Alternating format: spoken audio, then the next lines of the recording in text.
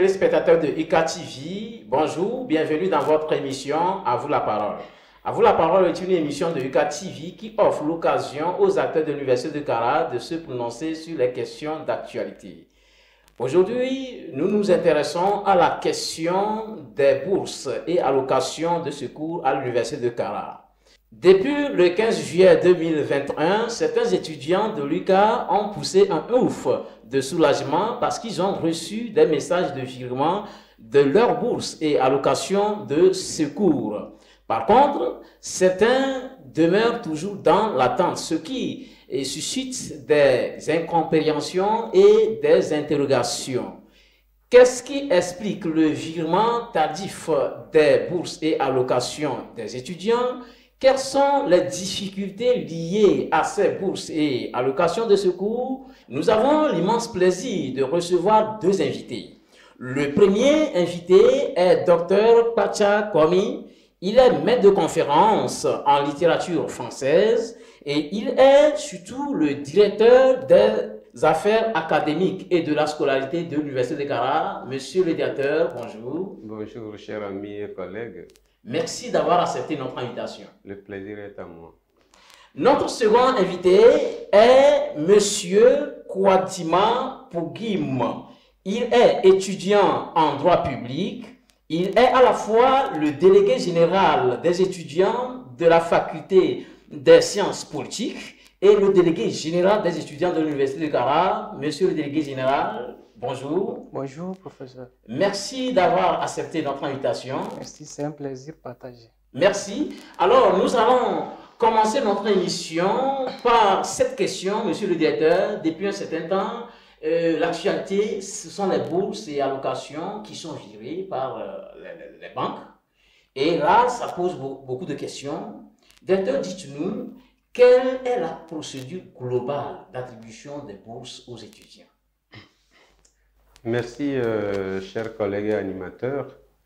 Et avant de revenir concrètement à votre question, je crois que l'opportunité m'est offerte de dire au nom de toute la communauté universitaire nos remerciements au gouvernement qui, au cœur des difficultés économiques bien connues de nous tous, continue de verser les allocations et des bourses pour les étudiants, histoire de leur dire que même si la situation est difficile, l'avenir du pays préoccupe les autorités. Elles ne peuvent qu'investir en vue de leur donner l'opportunité de suivre une bonne formation.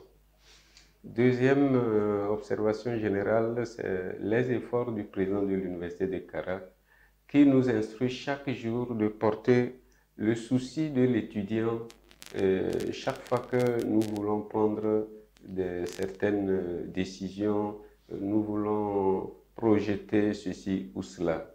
Et nous le faisons bien et c'est dans ce sens-là que dans la situation actuelle, nous communiquons. Nous devons communiquer parce que sans les informations justes, ça peut jaser, ça peut aller dans tous les sens et c'est un peu ce que nous sommes en train de remarquer et qui nous dessert tous. Bien, maintenant vous me demandez de savoir les conditions d'obtention de la bourse ou de l'allocation. Oui, les procédures d'abord, les procédures d'abord, c'est pendant les inscriptions, quand l'étudiant remplit toutes les conditions en ligne et jusqu'à la fin, il est acté comme inscrit à l'université, il est en même temps candidat à la bourse ou à l'allocation. Si ceux qui ont réussi au bac et ceux qui vont bientôt réussir au bac prendront leur première inscription, les conditions pour leur attribuer la bourse ou l'allocation sont clairement définies dans l'arrêté mis à leur disposition pour les informer et que nous pourrons parcourir sous peu. Voilà ce que je peux dire brièvement. Merci, directeur. Dites-nous brièvement quels sont les critères Suivant quels critères attribue-t-on les bourses et allocations de secours aux étudiants? Bien, il faut dire que la question de bourse et allocation est à deux niveaux. Le premier niveau, c'est ce qui concerne le parcours licence. Dans le parcours licence, on a ou la bourse ou l'allocation. Mais lorsque vous quittez le parcours licence, vous rentrez en master ou en doctorat, c'est la bourse. Bien, maintenant, dans le parcours licence, pour ceux qui viennent d'arriver, c'est la mention qui détermine l'attribution de la bourse ou de l'allocation. Ceux qui ont les mentions très bien, bien et assez bien ont automatiquement la bourse. Les autres, ça varie selon l'âge. Et même tous ceux qui restent, qui n'ont pas de bourse, ont l'allocation au semestre 1 et 2. Maintenant, quand ils viennent pour prendre l'inscription pour la deuxième fois, dans le semestre 3 et 4, il leur est imposé un taux de validation ou d'acquis de crédit qui, dans un premier temps, confirme qu'ils sont dans le circuit, parce que si vous n'êtes pas étudiant inscrit, la DBS ne peut pas gérer votre dossier. Donc, pour prouver que vous êtes inscrit, il faut que la DBS sache quel est le taux de crédit que vous avez validé au cours de l'année. Tout cela se trouve, toutes les proportions se trouvent dans l'arrêté. Quand on va le projeter, vous verrez que c'est une situation très simple. Bien, à partir des semestres, de ce qu'ils appellent le recyclage, quatrième et cinquième inscription, c'est ce que l'arrêté a prévu. Là encore, c'est une question d'âge. L'âge de l'étudiant, comment l'appelle-t-on, la durée du bac et aussi le nombre de crédits. Donc, aujourd'hui seulement, la DBS nous a renvoyé le lien de vérification du statut de chacun, puisqu'elle avait procédé depuis la rentrée à une correction de sa base, en ce sens-là. Nous leur avons balancé cela, que chacun rentre, il va voir pour quelles raisons je n'ai pas de bourse, pour quelles raisons je n'ai pas d'allocation, et tout ce qui va tourner autour de cela, nous, à l'administration, on va relayer, entrer en contact avec la DBS. C'est un travail qui a déjà commencé et on va trouver la solution à tout un chacun parce que nous sommes là pour ça. Merci beaucoup, monsieur le directeur. Dans vos explications parlant des critères, vous avez cité que la quatrième et la cinquième inscription, cela veut dire que tous ceux qui iront au-delà pour prendre la sixième inscription ne sont pas concernés par les allocations ou les bourses? Non, il faut lire le texte réglementaire et s'en tenir à cela. C'est vrai, on entend ceux qui sont en situation de recyclage, sixième inscription, septième inscription, c'est bien normal qu'ils aspirent à avoir l'allocation parce que ça leur permet de survivre. Mais puisque la loi ne l'a pas prévu, il faut que nous soyons clairs pour que nous ne soyons pas dans une espérance inutile. Tout à fait, tout à fait. Merci, monsieur le directeur. Eh bien, ma question à monsieur le délégué général, le directeur vient de décrire et la procédure et les critères pour obtenir les bourses. Étant donné que tous les étudiants se sont inscrits, dites-nous, monsieur le délégué général, qu'est-ce qui explique le versement tardif de ces bourses et allocations aux étudiants? Nous sommes pratiquement, je précise, nous sommes à un mois des vacances universitaires. Merci beaucoup. D'abord, je tiens à vous dire merci pour cette invitation. Et c'est une occasion pour moi d'expliquer ce qui se passe, d'expliquer l'avancement du traitement au niveau de la DBS à mes camarades. Et avant tout propos, comme je le disais, je remercie d'abord la première autorité de l'université et ses collaborateurs qui ne cessent de fournir assez d'efforts afin que nous puissions rentrer dans nos droits.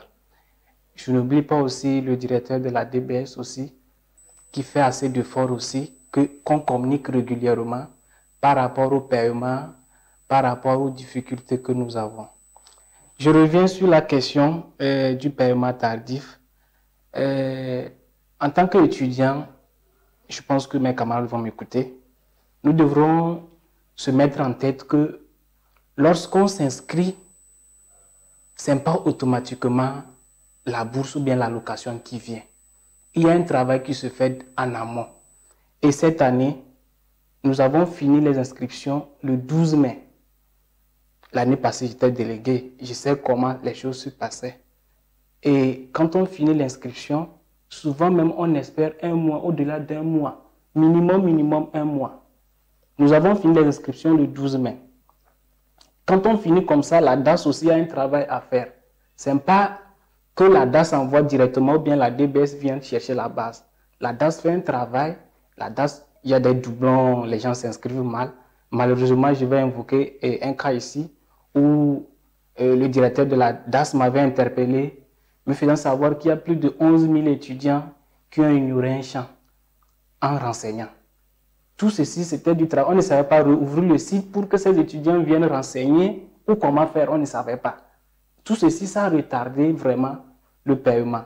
Et nous sommes aussi dans une situation de crise sanitaire. Il ne faut pas qu'on perde de vue aussi. Tous ces éléments ont participé.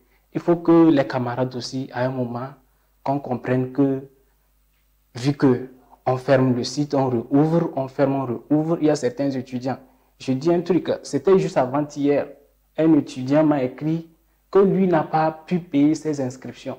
Quand j'ai envoyé ça dans le groupe des collègues des délégués généraux, ils ont commencé qu'il faut l'oublier, il faut l'oublier, il faut l'oublier. Ça, c'était entre nous, ça. Mais on ne peut pas aussi, à un moment, oublier tous les étudiants. On veut tout faire, prendre certains éléments. Chaque fois, on négocie, mais à un moment, il faut que nos camarades aussi comprennent que la responsabilité est partagée. Je vous remercie. Monsieur le directeur, vous venez d'écouter le délégué général des étudiants.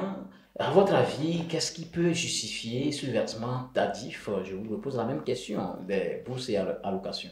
Oui, il a dit, je peux répéter parce que je suis enseignant, pédagogie égale répétition. Répétition, justement. Et, premier élément, le visage de l'année académique.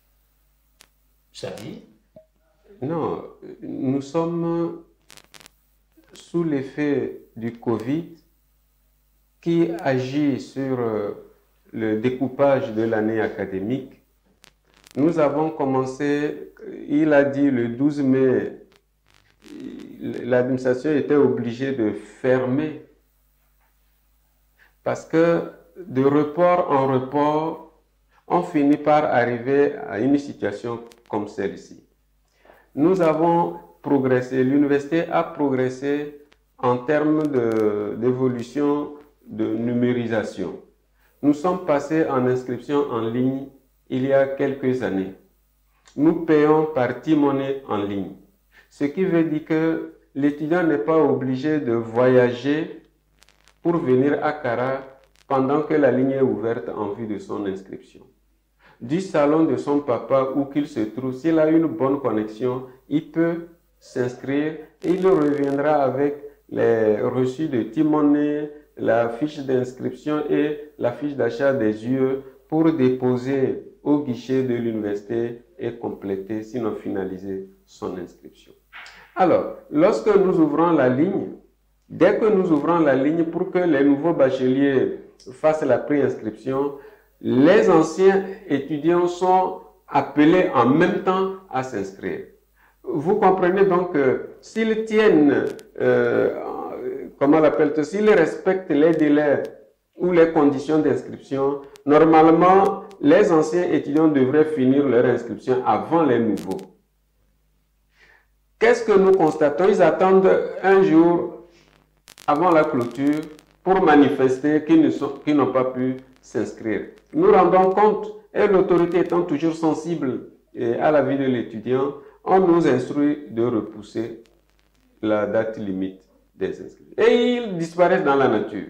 Il faut attendre 1-2 jours avant, ils viennent crier qu'ils n'ont pas pu s'inscrire, on est obligé de manger. Par contre, ils savent que eux qui demandent des inscriptions, des préinscriptions hors du pays, en Europe en général, ils savent que quand le délai de dépôt de dossier est fixé jusqu'à l'heure pile, vous ne le faites pas, c'est la forclusion. Mais directeur, sur cette question-là, pourquoi l'Université de Cara ne peut-elle pas être exigeante en ce qui concerne la date butoir? Non, elle peut être exigeante, sauf que la culture du numérique n'est pas encore très attestée dans la vie quotidienne de nos étudiants. Mais nous n'allons pas nous en tenir. L'école et l'université, ce n'est pas les affaires sociales. On n'est pas là pour le social. On fait le social, mais on n'est pas là pour le social. On est en train de conduire progressivement la communauté universitaire. Ce n'est pas seulement les étudiants, ce n'est pas seulement les enseignants, mais il y a aussi les PAT. Que tout le monde rentre dans la culture du numérique. En ce moment-là, nous pourrons serrer davantage les boulons. Mais ce que nous sommes en train de vivre nous instruit que dès la rentrée prochaine, il faut que nous prenions nos responsabilités. Et nous allons les prendre en intelligence avec la communauté estudiantine pour co-créer des services de qualité. Ce n'est pas à l'administration seule de le faire, ce n'est pas aux étudiants seulement de se sacrifier, c'est nous tous qui devons mettre la main à la pâte pour que ça puisse marcher.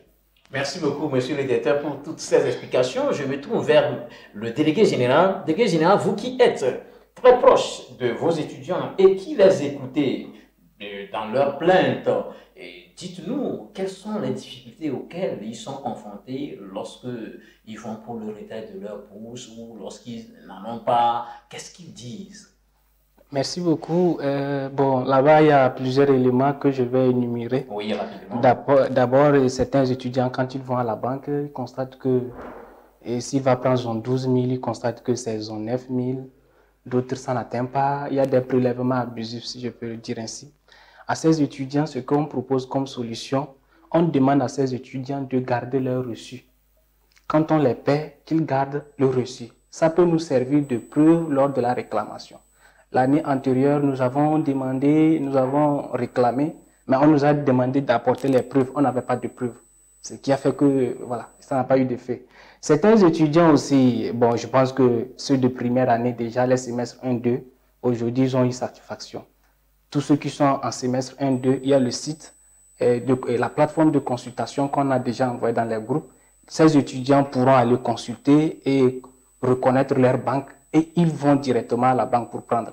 Ceux qui sont à Ecobank, La Poste, UTB, Aura Bank, ils peuvent aller prendre. UTB va commencer par payer cette soirée. Les autres banques, déjà cette matinée, ces banques paient. Mais vous parlez des semestres 1, 2. Oui, oui. Ça veut dire que le virement est fait pour eux? Oui, aujourd'hui, ils peuvent aller prendre leur allocation. C'est une bonne nouvelle alors. Voilà. Allez, continuez. Les étudiants des semestres 3, 4, 5, 6, certains vont, ils disent que leur compte est vide, ils ont constaté que le compte est vide, ils ne comprennent rien.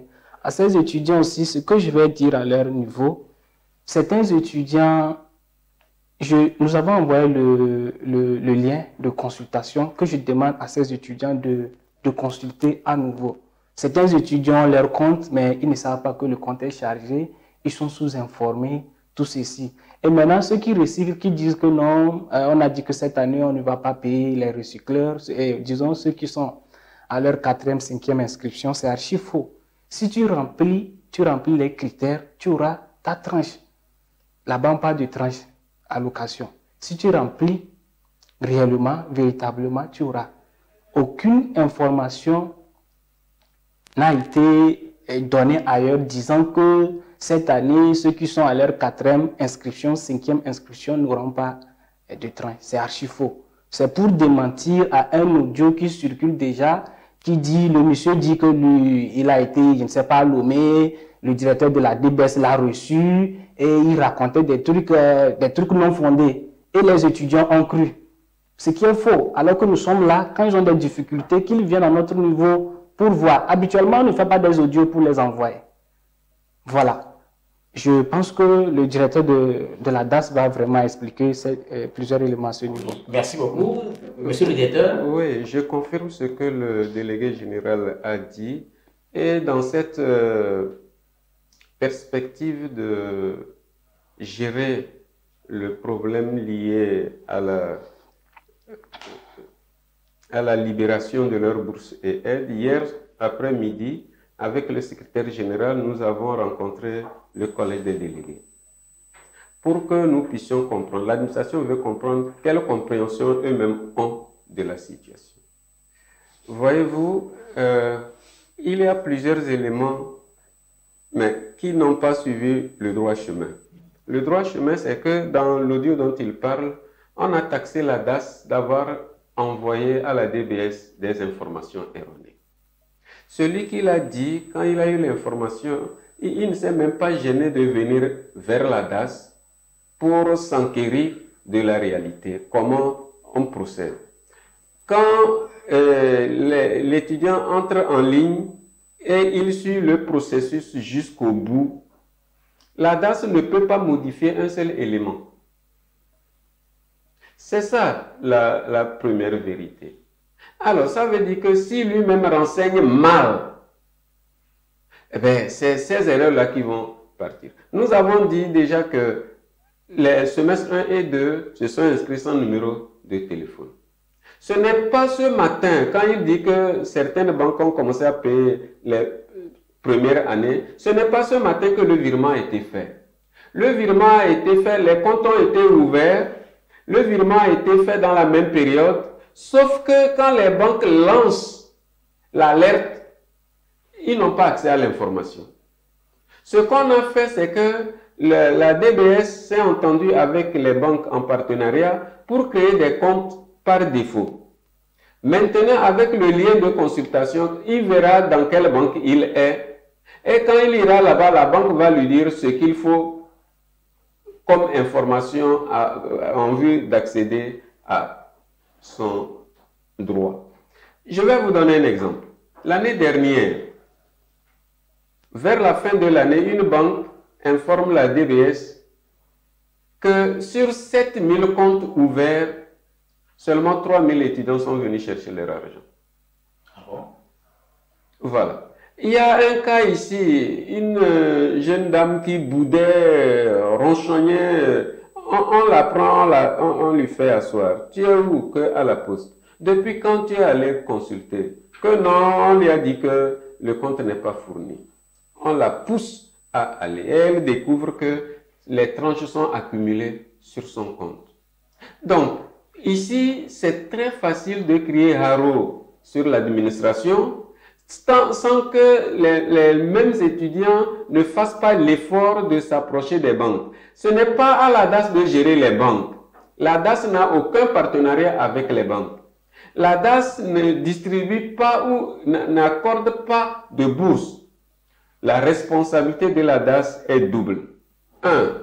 Inscrire les étudiants et envoyer les informations à la DBS. Il y a 2 ans déjà, nous ne transportons pas la base à la DBS. Nous avons créé à la DAS une interface qui permet que quand l'étudiant finit le processus d'inscription, son nom apparaît immédiatement sur l'interface et de son bureau, le directeur de la DBS a accès à toutes les informations. C'est vrai que techniquement, il y a des limites, mais il nous a félicité plusieurs fois d'avoir pensé à cela parce que ça facilite la gestion de la base de CARA. Donc nous aussi, nous faisons l'effort pour simplifier tout le processus et donner plus de temps de travail à nos étudiants. Mais lorsque il y a un petit couac, c'est humain, c'est les hommes qui travaillent.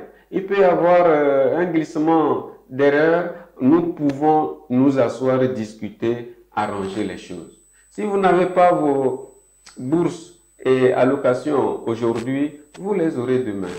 Je vous prie de ne pas désespérer parce que nous existons pour ça. La DAS est au service de la communauté estudiantine dans les limites prévues par les dispositions administratives. Voilà. Je voudrais vraiment les prier. Et ceux qui préfèrent allumer le feu, de grâce, ça ne sert absolument à rien. les environnements varient. Aujourd'hui, peut-être l'environnement de la semaine peut donner des velléités aux gens de faire ce qu'ils sont en train de faire, mais ça n'a rien à voir avec l'environnement académique universitaire dans lequel toutes les intelligences sont disponibles pour enclencher un processus de synergie dans l'intérêt de nous tous. Eh bien voilà, je me tourne vers vous, monsieur le délégué général. Avez-vous un mot à l'endroit, avant de revenir au directeur pour son mot de fin, avez-vous un mot donc à l'endroit de tous ces étudiants-là qui sont encore dans l'attente ou qui ont reçu des messages, mais une fois à la banque, ils constatent des difficultés? Oui, merci beaucoup. Là-bas, ce que je vais dire, c'est que dans toute société, c'est la patience, le travail et la compréhension qui fait avancer les choses. En tant qu'étudiant, je le dis souvent avec ceux qui m'entourent, ce n'est pas n'importe qui devient étudiant. Avoir le bac, ce n'est pas n'importe qui. C'est suite à un travail et que tu as le bac. Mais si tu viens au campus et tu n'arrives pas peut-être à comprendre les choses qui se passent, ou bien une situation arrive, tu n'arrives pas à espérer, on ne sait plus comment expliquer. Il y a des étudiants, parce qu'il n'a pas mangé, tout ce qu'on essaie de l'expliquer, il ne veut pas comprendre. Maintenant, ceux qui sont en train d'espérer, ce que j'ai à leur dire, c'est que de prendre courage. Et moi, je les rassure. Parce que moi, j'ai touché le problème du doigt et je sais le travail qui se passe déjà. Ceux qui sont allés, les comptes sont vides. Ceux qui disent qu'ils recyclent cette année, ils n'auront pas. Voilà. C'est ces cas qui dominent vraiment. Il y a d'autres, je rajoute, il y a d'autres qui attendaient les bourses et en lieu et place, ils ont reçu des allocations. Voilà. Toutes ces personnes, je leur demande d'espérer. Un travail se fait déjà dans la semaine. Et d'ici la semaine prochaine, ils vont avoir des nouvelles. Maintenant, j'allais oublier aussi les personnes en situation de handicap à l'université de Kara aussi. Ces personnes aussi qui espèrent toujours. Il ne faut pas que ces personnes aussi soient désespérées. Ils auront leur bourse. À leur niveau, c'est la bourse. Les critères ne les concernent pas. Eux aussi, d'ici la semaine prochaine, ils auront une suite favorable. Et je vais profiter aussi à attirer un peu l'attention de mes camarades. Et je pense que ce que je disais en amont, c'est la compréhension, la patience et le travail qui fait avancer une société. Hier, malheureusement, on a constaté ou bien on a remarqué une situation qui n'était pas bien. Il faut toujours chercher à négocier, à discuter quand il y a un truc.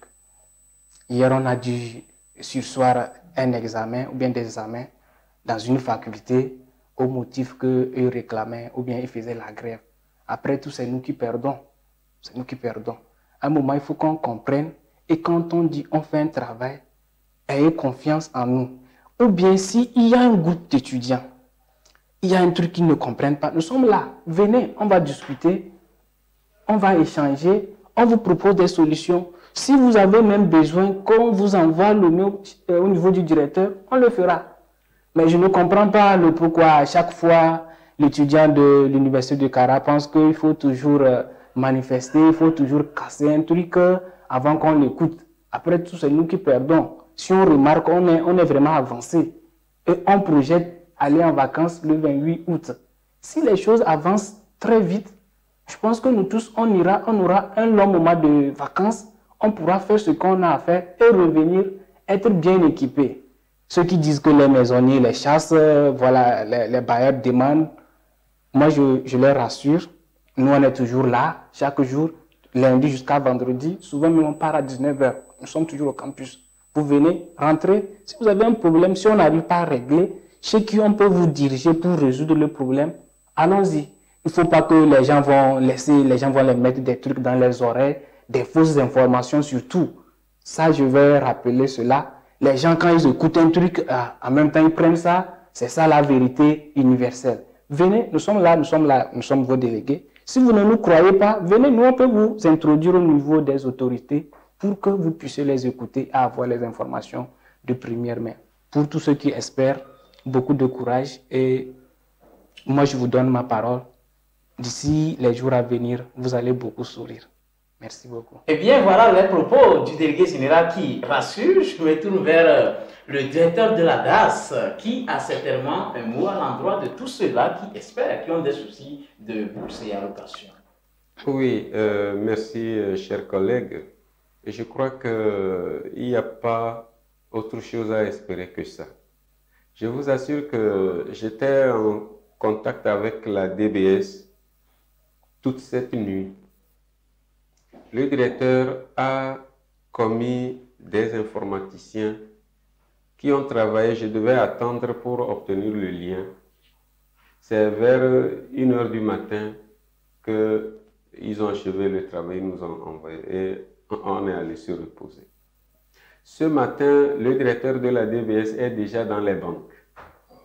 Il dit que pour les cas là, il veut voir le paiement, le début du paiement par ses yeux avant d'aller au bureau. C'est vous dire qu'il y a en amont un travail qui se fait, qui engage les autorités parce que tout le monde est dans la logique d'avoir une année apaisée, un campus apaisé. Et l'apaisement d'un campus commence par la régularisation des situations de bourse et allocation. Et là, personne ne perd une minute pour investir l'énergie nécessaire pour que ce dossier-là trouve une issue favorable. Souvenez-vous que l'année dernière et une année encore derrière, il n'y avait pas ça.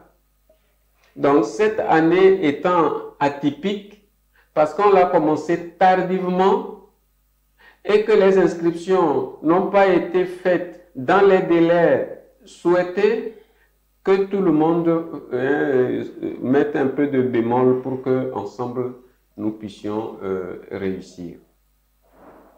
Voilà. Merci beaucoup, monsieur le directeur. Je rappelle que Dr Pacha Kwame est maître de conférence en littérature française. Il est le directeur de la DAS de l'Université de Kara. Merci beaucoup pour vos explications édifiantes et je crois qu'ils vont rassurer les étudiants. Merci beaucoup à monsieur le délégué général qui a accepté de venir sur notre plateau. Chers téléspectateurs de UCAD TV, nous vous sommes reconnaissants aussi pour votre fidélité à UCAD TV. Gardez bien l'espoir quoi qu'il arrive.